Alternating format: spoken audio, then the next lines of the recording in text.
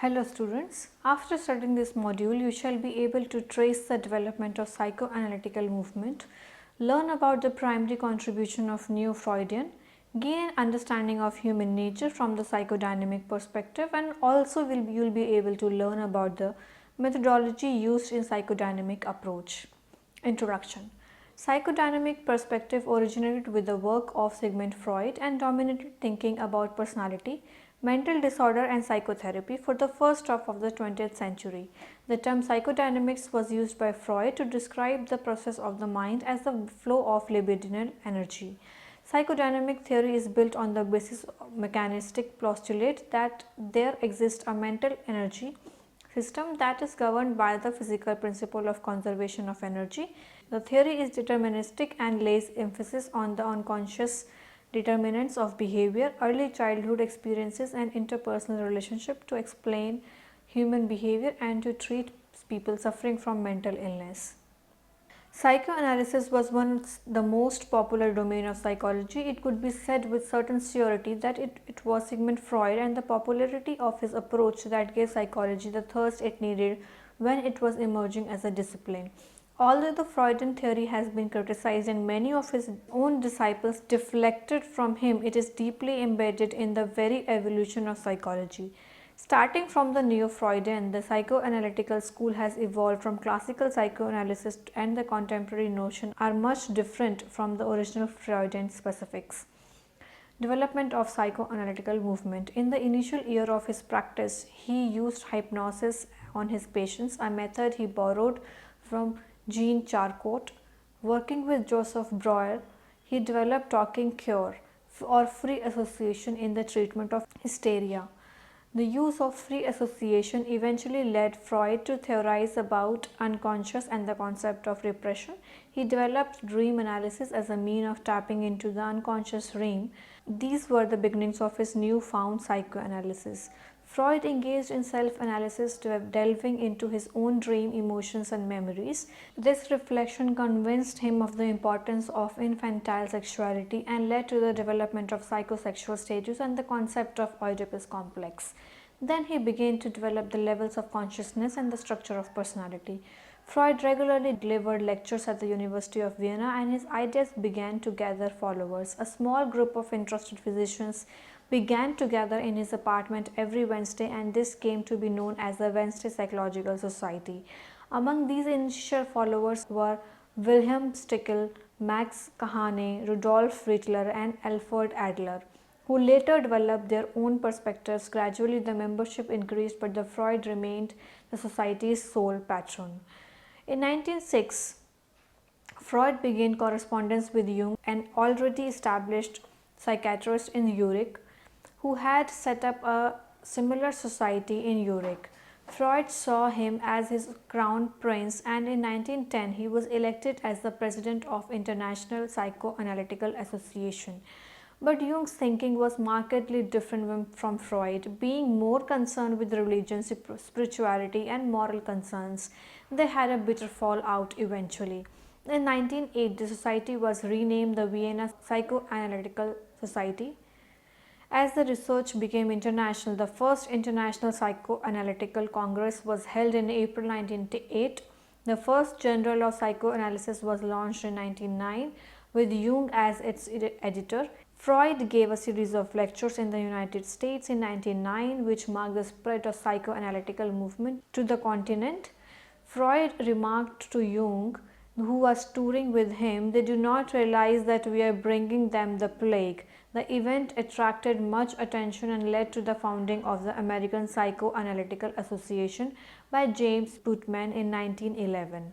Now, Neo-Freudian psychoanalysis.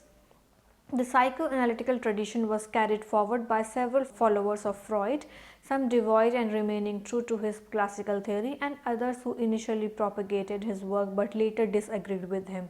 Some were bothered by Freud's emphasis on the importance of sexuality and the idea that sexual issues are important even in infancy. Others raised concern about Freud's overemphasis on the unconscious process, or with the fact that he did not give enough attention to the ego. Several early members of the movement who shrewd away established their own factions.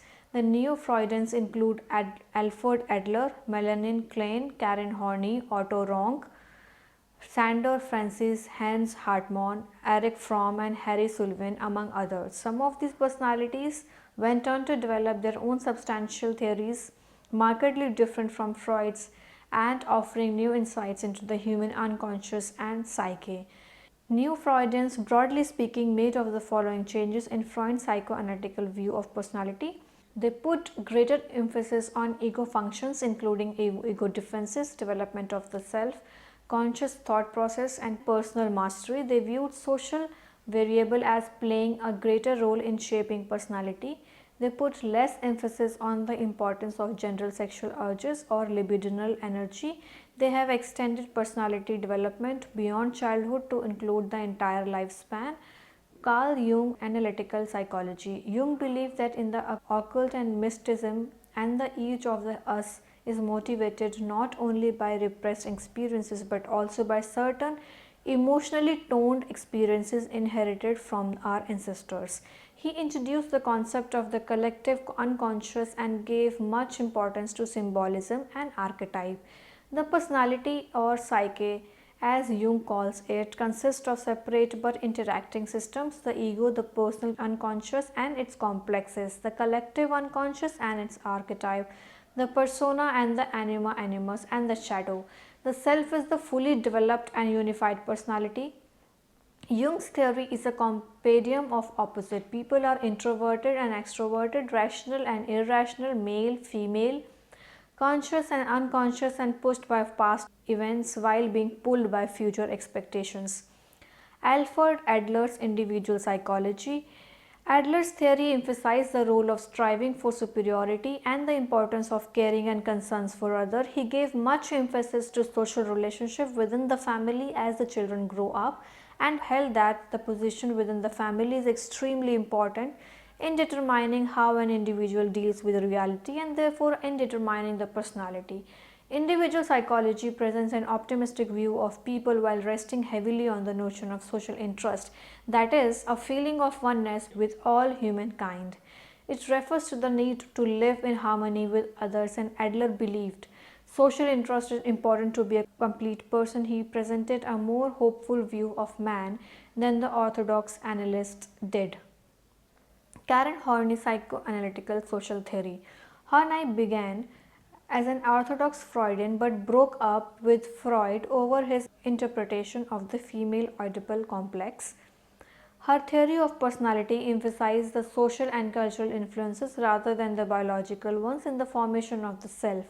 Culture, especially early childhood experiences, play a leading role in shaping personality. She agreed with Freud that early childhood traumas are important, but she differed from him in her inconsistent that social rather than biological forces are paramount in personality development.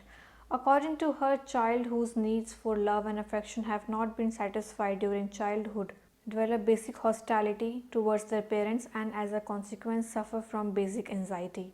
Erich Fromm's Humanistic Psychoanalysis. He developed a Neo-Freudian theory that emphasizes social and cultural forces in the formation of personality. He blended insights about human nature drawn from both Freud and Karl Marx to develop an integrative theory that attempts to link personal needs, character type, societal structure, and the movement of history. The humanistic psychoanalysis assumes that humanity's separation from the natural world has produced feelings of loneliness and isolation, a condition called basic anxiety. Fromm's basic thesis is that modern day people have been torn away from their prehistoric union with nature and also with another, yet they have a power of reasoning, foresight, and imagination. This combination of lack of animal instinct and presence of rational thought make human the freaks of the universe. Self-awareness contributes to feeling of loneliness, isolation, and homelessness. To escape from these feelings, people strive to become reunited with nature and with their fellow human beings. Harry Stack's Sullivan's interpersonal theory. He believed that people develop their personality within a social context. Without other people, human would have no personality. He insisted that knowledge of the human personality can be gained only through the scientific study of interpersonal relations. He came up with an interpersonal theory of personality that focused on how people cope with anxiety. by developing a self-esteem in infancy and how they seek to overcome loneliness in later childhood through deep intimacy with friends. He emphasized the importance of various developmental stages: infancy, childhood, the juvenile era, the pre-adolescence, early adolescence, late adolescence, and adulthood. How the person's ability to establish intimacy with another person at each of these stages determine the development of the personality. Now, Erikson's psychosocial theory. The stages of psychosocial development that spans the entire life vis-a-vis until adulthood, as proposed by Freud, is a model of development that gained widespread influences. These are 8 successive stages. At each stage, a specific psychosocial struggle contributes to the formation of personality. He also introduced the concept of identity and generativity into the study of personality. Erikson differed from Freud in his conceptualization of developmental stages, not only by conceiving it as a lifelong process but also placing more emphasis on both social and historical influences. Ego psychology, Anna Freud and Heinz Hartmann. Anna Freud applied psychoanalytical principle to treatment of children and expanded psychoanalytical understanding of defense mechanism. She is viewed as an ego psychologist for her relative emphasis on the adaptive power of the ego or self. Her book, The Ego and the Mechanism of Defense, published in 1936, in which she expanded and clarified the operation of the defense mechanism, is a basic work in ego psychology. Even though Freud did give an idea of defense mechanism, the credit for the full development and articulation of the topics goes to Anna Freud. Hence, Hartmann is called the father of ego psychology. He led the movement in psychoanalysis away from Freud's original emphasis on instinctual drive and towards a strengthening of ego as an adaptive and effective agent in the personality. Object relation theory. Melaine, Klein, Margaret, Mahler. The primary emphasis of object relation theory is on the personal relation rather than instinctual need, as did Freud. The object relation theories accept social and environmental factors as influences on personality. Melaine Klein is regarded as one of the primary object relation theorists, a group of theories focusing on the individual's relation to other people. The concept of object relation traces back to Freud's idea of catharsis, but it has been greatly transformed. Freud saw catharsis as the creation of psychic bond from the ego to an external object. The object relation theories focus on such bond, but only for people as objects. Klein argued that infant experiences strong feeling of love and hate towards other, which becomes the basis for the establishment of internalized object or unconscious representations of the important people in one's life. These emotionally charged objects reside within the unconscious but influence behavior in profound way. Margaret Mahler was primarily concerned with the psychological birth of the individual that take place during the first 3 years of life, a time when a child gradually surrenders security for autonomous. She delineated the process of separation or individuation during this crucial stage. She introduced the term psychological birth, which meant the child becomes an individual separate from his or her primary caregiver, an accomplishment that leads ultimately to a sense of identity. Heinz cohort self-psychology. He emphasized the process by which the self evolves from a vague, undifferentiated image to a clear and precise sense of individual identity. His theory resembles the object relation theories, and he focused on the early mother-child relationship as the key to understanding later development. He believed that human relatedness, not innate instinctual drives, is at the core of human personality. As can be seen, these theories widened the reaches of the psychoanalytical tradition beyond Freud's original panorama and strengthened its evolution into a major school of psychology. Now, basic understanding of human nature. The psychodynamic school has offered a wide array of viewpoints regarding personality and its development. There is a lot of theoretical dissonance among various psychoanalysts, and there are differences even within Freud's own complexly constructed theories. Despite these, we can identify some salient features of the psychodynamics theory that rest upon a common basic understanding of human nature. Emphasis on the unconsciousness. A primary common assumption is that of the unconscious. Human behavior is determined not only by conscious thoughts and efforts. In fact, the major determinant of behavior and the conflicts that precipitate anxiety in our lives are beyond our consciousness. Dynamic libidinal energy system. Personality is seen as energy system as there is an exchange and transformation of energy within the personality. This exchange of libidinal energy follows the principle of conservation of energy and forms the basis of Freud's theory. It states the total amount of energy in any given physical system is always constant. Energy quanta can be changed but not annihilated, and consequently when energy is moved from one part of the system, it must reappear in the another part. Freud borrowed the idea from Ernst Bruck, an influential contemporary. All behavior is determined by the interplay of intrapsychic events. McAdams says all human behavior and experiences is determined by forces over which we have little control. These powerful forces exist within us. For the most part, it can typically be tracked back to primitive and basic issues rooted in the childhood.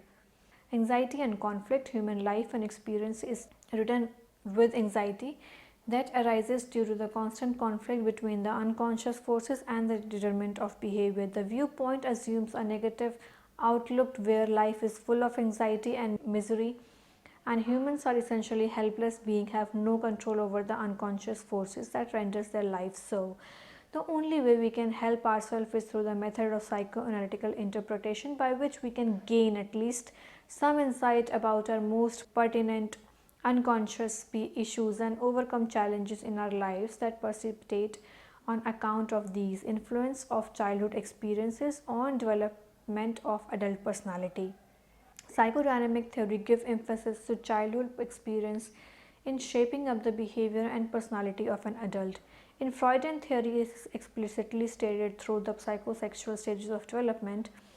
Erikson theory also gives development in stages, and the early years are conceptualized as having major influences on how development will occur throughout lifetime. Other theorists may not have been so explicit in terms of the importance of the childhood experiences, but their theories do incorporate some elements, and for instance, Adler's notion of order of birth and sibling rivalries. To summarize, according to the psychoanalytical tradition, all human beings are self-conscious, social beings wrestling with the intractable conflicts that pervade our world and inhibit our minds. Methodology. Let us now examine the methodology in classical psychoanalysis and how it led to the development of Freudian theory. Freud, based on his clinical observation and in-depth studies, was convinced that intrapsychic events played an important role in motivating behavior. These may be aware to the person or to the unconscious level. He initially used therapeutic methods like electrotherapy, then hypnotic suggestions, and later the cathartic method. He believed that every human has a cause and a purpose that can be unearthed by employing techniques like dream analysis, hypnosis, and free association. Free association is the major therapeutic process in which the patient says whatever comes to his or her mind without censoring it in any way. He believed that through his uncensored talking, the secret of unconscious would be gradually revealed. The person is encouraged to say anything aloud as thought arises in the mind, regardless of whether it is illogical, inappropriate, embarrassing, or seemingly unimportant. Freud believed that important insight could be gained about personality by analyzing the individual's dream. A major process of dream analysis is translating the manifest content of a dream into its latent or unconscious meaning. Some symbols in dream are idiosyncratic, that is, in order to understand them, you need to know about the meaning of dreamer himself attaches to those symbols. Other symbols are more universal. These techniques were initially intended by Freud as a therapeutic means to treat his patients with hysteria and neurosis. Later on, the methods came in hand of the development of his theory, since much of it had to do with the unconscious. He primarily studied mental disorder and went on to the analysis of the etiological factors. That etiological research shed light on child psychology and the laws of human growth and development. Then came a general theory of personality dynamics, then a study of human nature through the ages, and a theory that deals with the impact of society, cultures, religion, or personality. Ultimately, psychoanalysis, originally meant as a psychotherapeutic technique, became a psychological system of thought. Now, summary. The psychodynamic domain constitutes the body of theories that have evolved From and including the classical psychoanalysis of Sigmund Freud, we have traced the development of psychoanalytical movement, how it began with a few members and grew into an international association, eventually spreading to the US. The followers of Freud and the Neo-Freudian dealt with their disagreements with Freud by recasting his ideas into their own words and also widening the breadth of the school, thereby collectively instituting the psychodynamic approach. The psychodynamic approach, although comprising of several different theories with quite different ways of conceptualizing the human psyche, has some common basic assumptions and postulates by virtue of which they belong to a psychodynamic school. These includes the emphasis on the unconscious, the deterministic view of human behavior, the dynamic libidinal energy system, the conflict and the tension between the unconscious forces that manifest in the behavioral system, and the anxiety resulting from these tensions and the influences of child experiences in the development of the adult person. The methodology used in the psychodynamic approach is purely qualitative and mostly involves extensive case studies. The subjectivity and lack of empirical evidence inherent in his methodology has been subject to much criticism. The main goal of the qualitative method is to identify underlying meaning of behavior by identifying recurrent themes, ideas, symbolism. The techniques of free association and dream analysis were used by Freud to achieve the goal of gaining insight into the unconscious motive and determinants of the individual's behavior. That's all for this module. Thank you.